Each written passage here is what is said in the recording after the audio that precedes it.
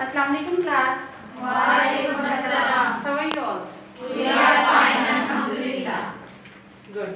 As you know, this is our English period and today we are going to start our next topic, that is tenses. We have started tenses 2 or 3 weeks before. और अब हम जो branch करने जा रहे हैं वो है प्रेजेंट परफेक्ट कॉन्टिन्यूअस टेंस। इससे पहले हमने इसकी 3 ब्रांचेस को सॉल्व कर लिया हुआ है और आज का जो हमारा टॉपिक क्या है, प्रेजेंट परफेक्ट कॉन्टिन्यूअस टेंस।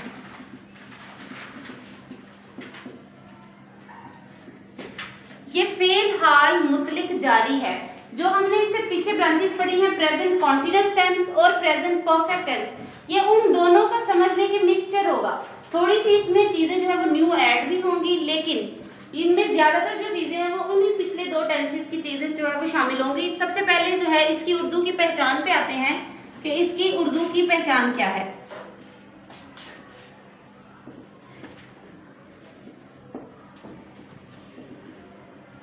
तो इसकी उर्दू की क्या पहचान है कि इन फिकरात के आखिर में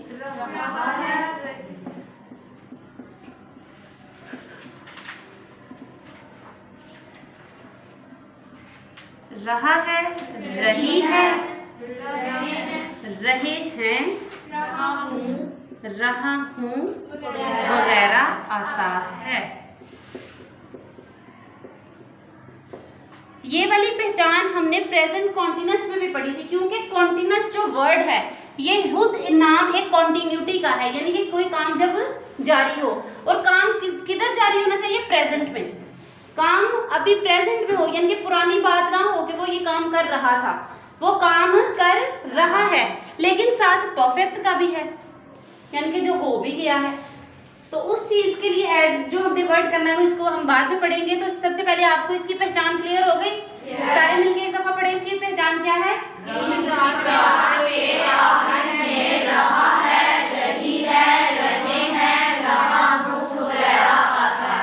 वेरी गुड। और इसकी जो सेकंड चीज है वो ये है कि इसमें फॉर्म ऑफ वर्ब हम कौन सी इस्तेमाल करेंगे, वो भी मैं आपको बताती हूँ कि इसमें जो फॉर्म ऑफ वर्ब है वो भी हमने प्रेजेंट कॉन्टिन्यूअस वाली ही लेनी है।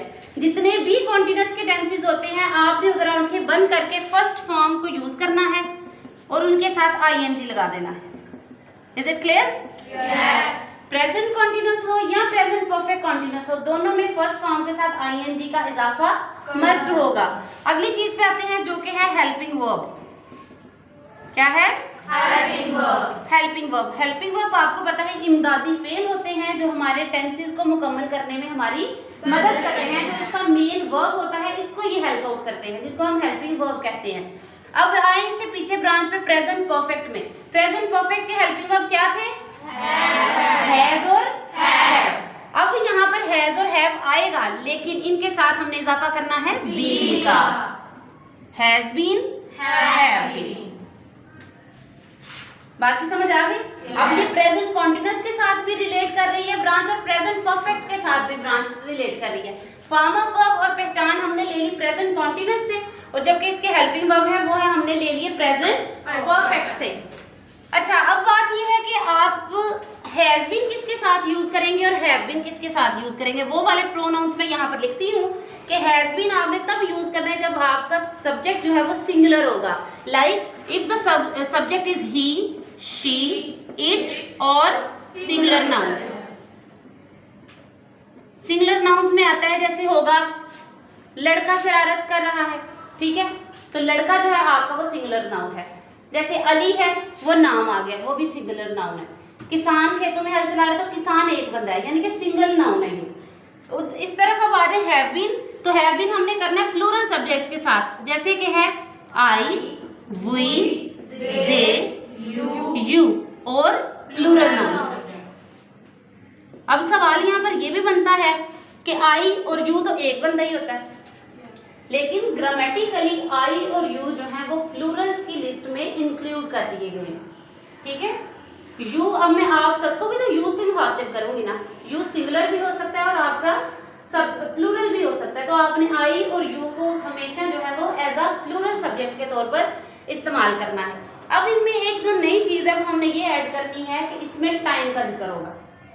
इन सेंटेंसेस में टाइम का जिक्र हो, जैसे रहा है हमने प्रेजेंट कॉन्टिन्यूअस में किए थे, जैसे कि मैं खत लिख रहा हूँ, वो पानी पी रही है, लेकिन अब वो पानी कब से पी रही है, वो उसकी मुद्दत क्या है, उसका हमने इसमें जिक्र करना है। और उस टाइम को जो है वो डिटरमिन करने के लिए हम लिखेंगे वर्ड सिंस का या फिर फॉर का। ये दो वर्ड्स हैं, सिंस और फॉर। अब इन सेंटेंसेस की पहले मैं आपको कोई उर्दू में मेकिंग बताती हूँ कि जैसे मैंने आपको एग्जांपल बताई कि वो खत लिख रहा है। अगर सपोज अगर यहाँ पर आ जाए वो खत लिख रहा है, तो ये किसका टेंस होगा? प्रेजेंट कॉन्टिन्यूअस का। और अगर मैं लिखूँ वो सुबह से खत लिख रहा है, तो ये बन जाएगा प्रेजेंट परफेक्ट कॉन्टिन्यूअस टेंस, क्योंकि उसमें वक्त का जिक्र आ गया है। अगर इसमें वक्त का जिक्र ना हो तो फिर तो हम डिटरमिन ही ना कर पाएंगे ये प्रेजेंट कॉन्टिन्यूअस का था या प्रेजेंट परफेक्ट कॉन्टिन्यूअस का। तो इन दोनों को डिफरेंशिएट करने वाली चीज कौन सी है? टाइम। तो उस टाइम को डिटरमिन करने के लिए हमने दो वर्ड्स लिख लिए यहाँ पर, सिंस और फॉर। अब यहाँ पर क्वेश्चन है कि सिंस किसके साथ लगेगा और फॉर किसके साथ लगेगा, क्योंकि वक्त दो तरह के होते हैं। एक होता है मुअय्यन वक्त, जिसको मुअय्यना वक्त भी कहते हैं, और एक होता है गैर मुअय्यना वक्त, यानी कि जिसकी तादाद का हमें मालूम नहीं है। ठीक है, यहाँ पर मैं वो लिस्ट बना दूंगी कि सिंस आपने तब यूज करना है कि जब आपके सेंटेंसेस में वक्त का जिक्र आ जाए, जैसे पहर हो कोई भी, वो सुबह का हो सकता है, वो आपका शाम का हो सकता है, वो आपका रात का है यानी नाइट है। उसके बाद अगर डेज के नेम आ जाए लाइक संडे, फ्राइडे, कोई भी डे इसमें आ जाए, मंथ का नेम आ जाए जैसे जनवरी आ गया, अगर किसी जो है ईयर का जिक्र आ जाए कि जैसे कि मैं 2011 से स्कूल में पढ़ रही हूँ, तो यहाँ पर ये भी टाइम आ गया। ठीक है, जैसे अगर है यस्टरडे कि मैंने ये कल काम किया, तो फिर भी ये इसके साथ आएगा सिंस। यानी कि अब दोनों में फर्क ये मैं आपको बताती हूँ कि जब आपने कहना है कि मैं सुबह से ही खत लिख रही हूँ, आपको पता है कि ये आपकी सुबह है, शाम है, संडे मंडे आ जाए, जनवरी फरवरी आ जाए, 2011 आ जाए, 1996 आ जाए, यस्टरडे आ जाए, इन सब वर्ड्स के साथ आपने लगाना है सिंस। फॉर का आपने यूज तब करना है कि जब आपके सेंटेंसेस में कि मैं 2 घंटे से लिख रहा हूँ, मैं 3 घंटे से ये काम कर रहा हूँ, मैं 3 दिन से कर रहा हूँ, 3 साल से कर रहा हूँ, 3 हफ्तों से कर रहा हूँ, क्योंकि वो आपको डिटरमिन नहीं होंगे कि वो कौन से 3 साल है।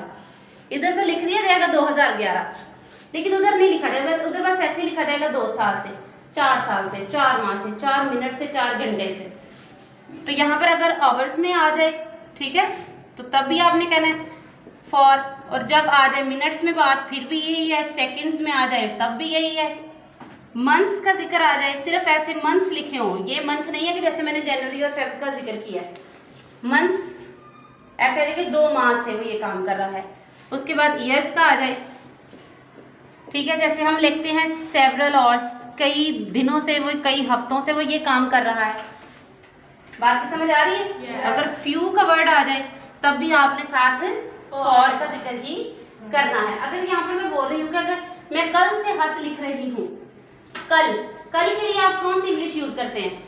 यस्टरडे। अब आप मुझे बताइए यस्टरडे के साथ आप लिखेंगे सिंस या फॉर? सिंस आएगा।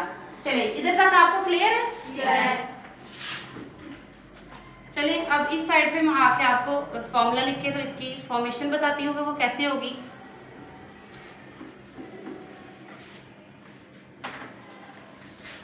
चलिए, इसका फॉर्मूला लिखते हैं। फॉर्मूला में एज यूजुअल जिस तरह सारे सेंटेंसेस में हम हमेशा जो वर्ड है वो सब्जेक्ट से स्टार्ट करते हैं। जितने भी सेंटेंस है वो किससे स्टार्ट होते हैं? सब्जेक्ट क्या होता है? काम करने वाला। तो सबसे पहले आ गया जी हमारा सब्जेक्ट। सेकंड नंबर पर हम हमेशा लिखते हैं अपना हेल्पिंग वर्ब। क्या लिखते हैं? Helping verb. इस टेंस के हेल्पिंग वर्ब क्या थे? यस, हैज बीन आएगा या फिर हैव बीन आएगा, दोनों नहीं आएंगे। वैसे मैं लिख रही हूँ क्योंकि वो आपने डिटरमिन करना है अपने सब्जेक्ट के साथ। उसके बाद आपने लिखनी है यहाँ पर फॉर्म ऑफ वर्ब। तो वो मैंने कौन सी बताई थी आपको, कौन सी लिखनी है? फर्स्ट फॉर्म के साथ किसका इजाफा होना है? आईएनजी का इजाफा होगा। उसके बाद आपने लिखना है उस सेंटेंस का ऑब्जेक्ट, उसमें किस चीज की बात हो रही है। जैसे वो सुबह से हाथ लिख रहा है, तो कौन सी चीज है जिसपे काम हो रहा है? हाथ पे काम हो रहा है। ठीक है, इसके बाद आपका आ जाएगा टाइम। तो टाइम जो है उसको लिखने से पहले मैंने आपको क्या बताया कि हम किन वर्ड्स का इस्तेमाल करेंगे, सिंस या फिर फॉर का। तो यहाँ पर आपने लिखना है या सिंस या फॉर, ठीक है। मैं स्लैश इसलिए लगा रही हूँ, या हैज बीन आएगा या हैव बीन, क्योंकि दोनों जो है आपके हेल्पिंग वर्ब कभी भी इकट्ठे नहीं आ सकते। उसके बाद सिंस या फॉर आएगा और लास्ट पे आपका आ जाएगा टाइम। अब इसमें इधर मैं एग्जांपल लिखती हूँ तो आपको इसकी समझ आ जाएगी। अली 3 दिन से किताब पढ़ रहा है। अली 3 दिन से किताब पढ़ रहा है। अब ये फॉर्मूला ऊपर लिखा हुआ है, इसकी एग्जांपल नीचे है। इधर से देख के मुझे इसको चेंज करवाएं। सबसे पहले मैं लिखूंगी क्या, सब्जेक्ट। सब्जेक्ट बताएं कौन है इसमें, अली। अली, शाबाश। सेकंड नंबर पे हैज बीन लिखूं या हैव बीन, हैज बीन क्यों आएगा, सिंगुलर, क्योंकि अली सिंगुलर सब्जेक्ट है, तो अली के साथ आ जाएगा जी हैज बीन। इसके बाद कौन सी फॉर्म लगाऊंगी, फर्स्ट। लेकिन आप मुझे पहले बताएं इसमें वर्ब है कौन सा, काम कौन सा है, पढ़ना काम है। तो पढ़ने की इंग्लिश क्या है, रीड। तो जब रीड को हमने कॉन्टिन्यूअस टेंस में चेंज करना है तो हमने किसका इजाफा करना है, आईएनजी का। इधर हो जाएगा रीडिंग। अब इसका ऑब्जेक्ट कौन सा है, बुक। हाँ जी, रीडिंग द बुक। जब भी हम किसी कॉमन नाउन की बात करेंगे तब भी हमने इसमें दा लगा देना है, जो कि स्पेसिफिकल चीज है कि अली क्या पढ़ रहा है। द बुक हो गया। उसके बाद आप मुझे बताएं सिंस लगाऊं या फॉर, क्या आपने कैसे बताया कि इधर फॉर आएगा, क्योंकि पीछे अब आगे बात हो रही है 3 दिन की, ठीक है। सिंस फॉर आपने पहले लगाना है, लेकिन आपने लगाने से पहले आगे जाके टाइम देख लेना है कि टाइम क्या है। अगर यहाँ पर होता कि वो जनवरी से किताब पढ़ रहा है तो फिर क्या होता, यहाँ पर है 3 दिन, तो इसलिए अब हम लगाएंगे यहाँ पर फॉर। 3 दिन की इंग्लिश 3 days। बात की समझ आ गई, यस। चलिए एक मैं सेंटेंस बोलती हूँ, आप मुझे इसका वर्बली ट्रांसलेशन करके बताइएगा। बिल्ली रात से दूध पी रही है।